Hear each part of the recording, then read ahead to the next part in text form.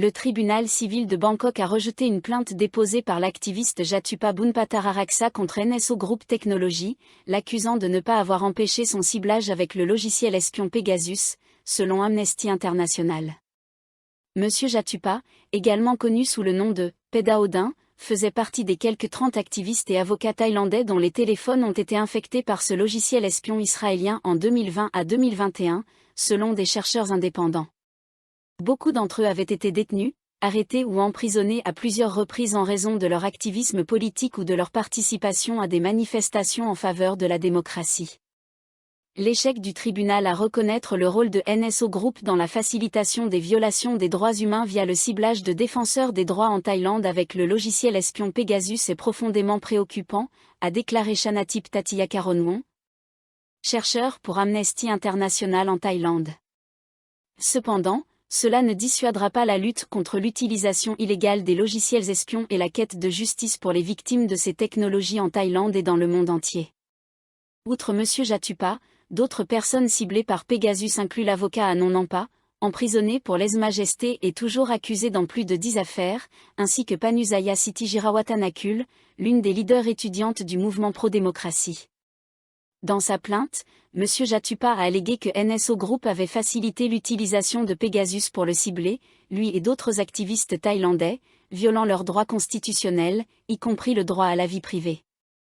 Il a affirmé que son téléphone avait été infecté 3 fois entre juin et juillet 2021. Il réclamait 2,5 millions de bahts en compensation, la fin de l'utilisation de Pegasus pour infecter son appareil, l'accès aux données extraites de son téléphone, et la suppression de ces données de la base de données de l'entreprise. Dans son verdict, le tribunal a rejeté l'affaire, invoquant des preuves insuffisantes pour démontrer que l'appareil de Jatupa avait été infecté, selon Amnesty. Le tribunal a estimé que le plaignant n'avait pas fourni suffisamment de détails sur l'enquête technique et ses résultats qui auraient conduit à la conclusion que son appareil avait été ciblé par le logiciel espion. Amnesty International a déclaré que son laboratoire de sécurité avait effectué des analyses techniques approfondies de nombreux appareils mobiles dans le monde, y compris ceux de défenseurs des droits en Thaïlande, pour identifier les infections par Pegasus.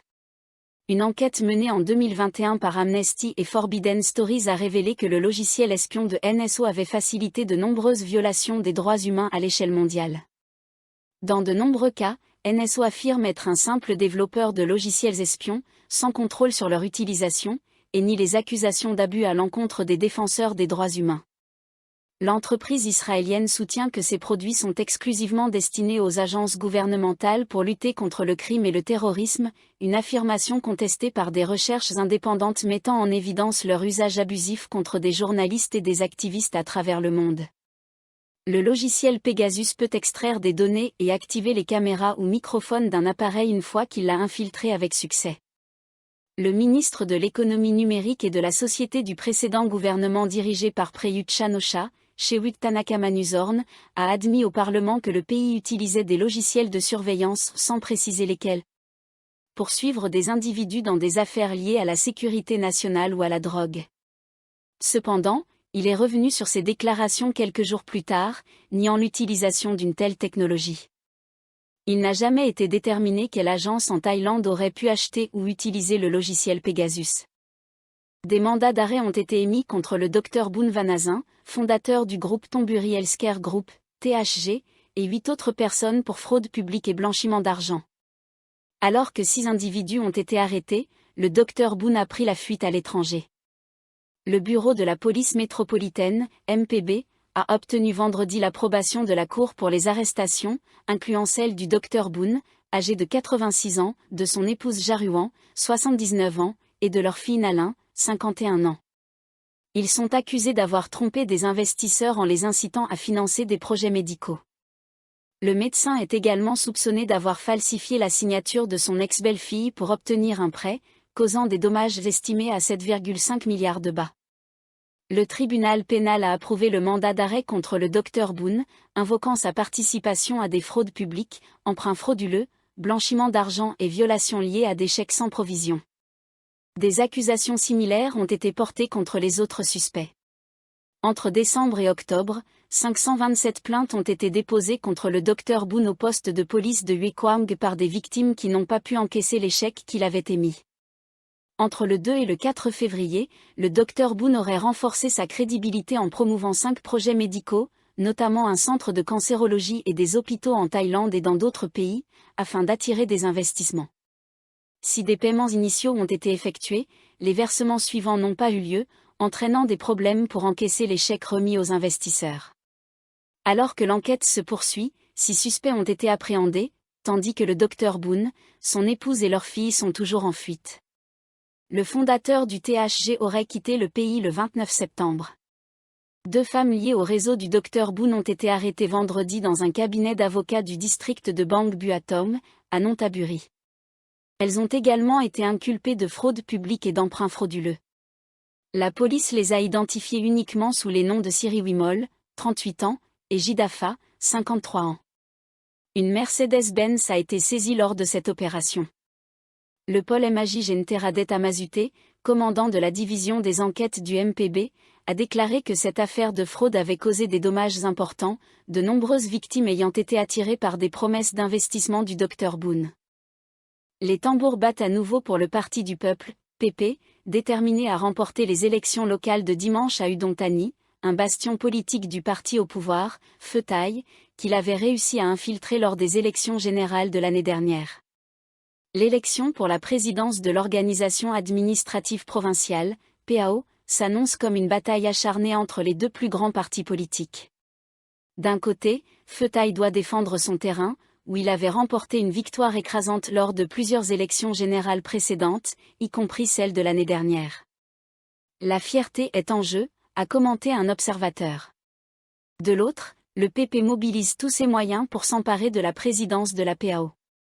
Son prédécesseur, le parti Move Forward, MFP, avait subi une série de défaites aux élections de la PAO avant d'être dissous par la Cour constitutionnelle le 7 août pour avoir porté atteinte à la monarchie constitutionnelle. Le MFP a été relancé sous la forme du PP, qui a continué sur cette série de défaites aux élections locales. Les élections de la PAO ont été organisées dans de nombreuses provinces en raison des démissions de leurs présidents respectifs avant la fin de leur mandat. Ces démissions auraient été stratégiques, plusieurs présidents ont estimé qu'ils avaient de meilleures chances d'être réélus en quittant leur poste alors qu'ils étaient encore populaires plutôt qu'en attendant la fin de leur mandat, quand la concurrence pourrait être plus difficile. Le MFP et son allié, le mouvement progressiste, PM, se sont mobilisés pour se rapprocher des électeurs locaux et leur ont promis des réformes, notamment la décentralisation du pouvoir pour permettre aux provinces de mieux contrôler leurs affaires administratives et budgétaires. Aujourd'hui, le PP et le PM investissent massivement en personnel et en ressources pour remporter l'élection de la présidence de la PAO à Udon Thani. Cela pourrait bien être l'occasion pour le PP de décrocher enfin une victoire dans un scrutin local. L'optimisme du PP est justifié. Le MFP avait prouvé qu'il pouvait rivaliser avec Pheu Thai lors des élections générales de l'année dernière en obtenant un siège à la Chambre des représentants dans la circonscription du district de Muam, auparavant détenue par le parti au pouvoir. Le PP espère reproduire ce succès lors du scrutin de la PAO. Pour cela, le parti a mobilisé des figures importantes, notamment Thanatorn Juangrong Gruanki, président du PM, et l'ancien leader du MFP, Pita Linjaroenra, qui ont animé les rassemblements électoraux. Le candidat du PP, Kanizorn Kurirum, surnommé Aeo, Châtaigne d'eau, est un avocat expérimenté et un politicien chevronné. Il a été conseiller municipal d'Udon Thani en 2004, membre de la PAO en 2008 et vice-président de la PAO en 2005. Face à lui, le candidat de Pheu Thai, Sarawit Phitpanongporn, fait campagne avec l'appui de personnalités comme la première ministre Paetongtarn Shinawatra, dont l'image figure sur ses affiches électorales. Pour renforcer sa campagne, le PP a fait venir M. Pita des États-Unis, où il suit actuellement un programme académique. M. Thanatorn, quant à lui, se rend régulièrement à Udon Thani depuis 2020 pour consolider une base de soutien local. Le PM a également remporté des élections municipales dans plusieurs tambons, ce qui a renforcé sa présence sur la scène politique locale. Cependant, Pheu Thai reste un adversaire redoutable grâce à sa base de soutien fidèle, composée en grande partie d'anciens, chemises rouges. Malgré un affaiblissement de ce mouvement sous les gouvernements successifs de Prayut Chan-o-cha, Pheu Thai peut compter sur le soutien de Thaksin Shinawatra, qui a récemment rejoint la campagne pour soutenir M. Sarawit.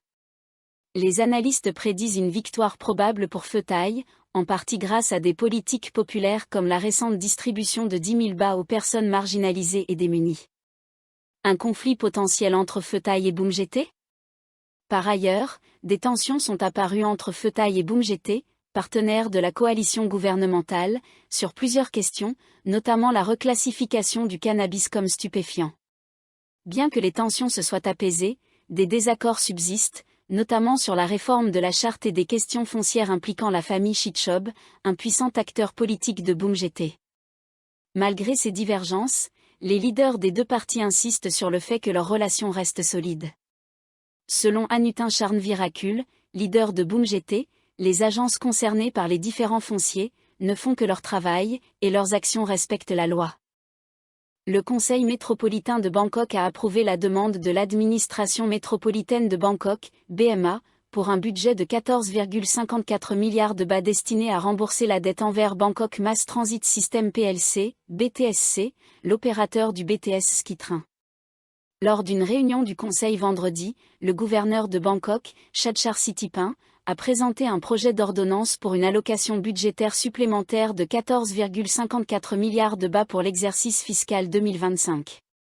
Ces fonds, prélevés sur les réserves non affectées de la BMA, visent à régler les dettes en suspens liées à l'exploitation et à la maintenance de la ligne verte du BTS, conformément à une décision rendue en juillet par la Cour suprême administrative. Au 1er novembre, les réserves financières de la BMA pour l'exercice fiscal 2025 s'élevaient à 81,43 milliards de bahts, avec des fonds non engagés totalisant 38,3 milliards de bahts. Bien que cette allocation couvre une partie des obligations financières de la ville, Napapol Girakul, conseiller représentant le district de Bangkok Noa, a souligné que les dettes totales de la BMA s'élèvent à environ 40 milliards de bahts, générant des intérêts quotidiens de 7 millions de bahts. Il a insisté sur le fait qu'un remboursement immédiat permettrait d'économiser plus de 100 millions de bahts en intérêts, qui pourraient être réinvestis dans d'autres projets de développement. Le Conseil a approuvé la proposition de M. Chadchar à la majorité avec 37 voix et a formé un comité ad hoc de 24 membres pour examiner l'ordonnance. Le comité dispose de 45 jours pour délibérer et d'une période de 10 jours pour finaliser les amendements au projet. Le gouverneur a précisé que la Cour suprême administrative avait déjà pris en compte les conclusions de la Commission nationale anticorruption, NAC, dans ses délibérations, rendant inutile d'autres recours. Cependant, les demandes d'accès aux conclusions de la NAC ont été refusées.